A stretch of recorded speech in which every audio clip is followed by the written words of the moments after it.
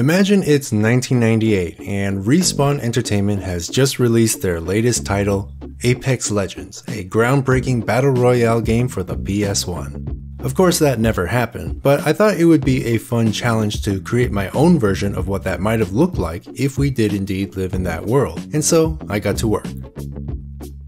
As is usually the case, the first thing I worked on was recreating a character from the game, since that's always really fun to do. Out of all the choices, I decided to recreate the character Wraith, since I like her design and she's got some interesting abilities. I decided to make the game in third-person perspective, since FPS games were still fairly rare on consoles at the time. During modeling, the most important thing I had to keep in mind was making sure I kept my polygon count as low as possible. The PS1 had very limited hardware, and game artists had to adopt a simple style in order to use resources efficiently. Over time, that lo-fi blocky look came to define the aesthetic of that era. Once I was done, I had a model made up of just under 400 triangles, and I think I was mostly successful in avoiding the Lara Croft effect. And so the next thing to do was give the model some color and texture. Initially, I thought it would be better to create the textures first and then apply them to the model afterwards, but eventually I decided to try something different and paint the textures directly on the model itself. First, I started by blocking out the general shapes and colors to see how everything would fit together. And once I was happy with that, I began painting in all the little details. This was by far the most time-consuming step of this whole process, but also the most fun. Once I was done, I had a somewhat simplified version of Wraith that's actually missing quite a few things compared to the original. But actually, I should have simplified her even more, and I'll explain why later. Either way, I was happy with the results, and so it was time to animate. One thing that I've realized is that I don't really enjoy animating all that much, and so to save myself a lot of headache, I decided to use some pre-made animations from a website called Mixamo. In the game, Wraith was famous for her Naruto-style run animation before they removed it because it was too OP, but there was no way I was getting rid of it. After that, I created a gun and some shooting mechanics, and I also began working on Wraith's special abilities. In the game, Wraith has an ability called Into the Void that makes her invisible and immune to damage. To emulate that, I just made her model transparent when using the ability.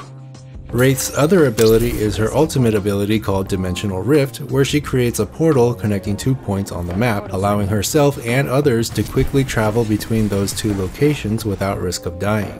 Recreating this ability exactly like the game would have taken way too much time, and so instead I just quickly made this portal graphic, and I faked the teleportation just by making Wraith invisible when she stepped into the portal. After that, I created some killable enemies, which are just Wraith clones, and at this point I had most of the basics covered. Now all that was really left to do was create an environment for the game to take place in, and I also gave the enemy wraiths some AI so that they could shoot back at you. And then finally I added the Ring of Death because the game just isn't a battle royale without one. And that's pretty much it. But of course, in this state the game still looks nothing like a PS1 game. And so for the final part of the project, I focused on getting the game to look and feel like it came from 1998. The first thing I did was lower the resolution of the game.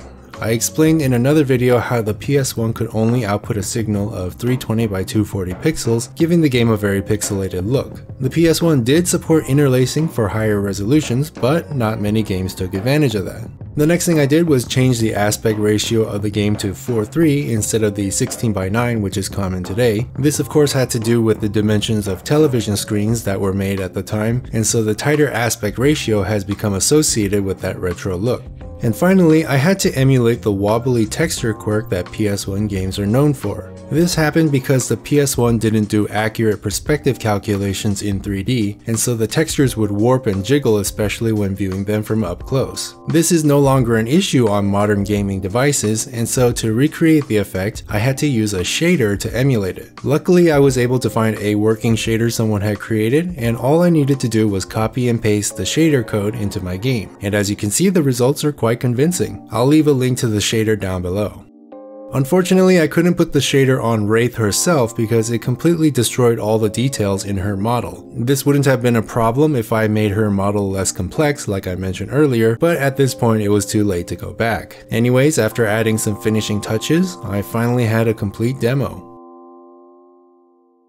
If I were to make this into a full game, I would have to redo pretty much everything. I would use a simpler model for Wraith as well as all the other Apex characters. I would spend more time creating higher quality textures, and I would have to implement multiplayer so that it would actually be a battle royale. Sounds like an interesting project, but honestly I've got other things I want to work on, so it'll probably just stay a demo. Hopefully I can release it so you can try it for yourself, but only if EA isn't going to sue me into oblivion for copyright infringement, so I'll let you know what the status is on that later on.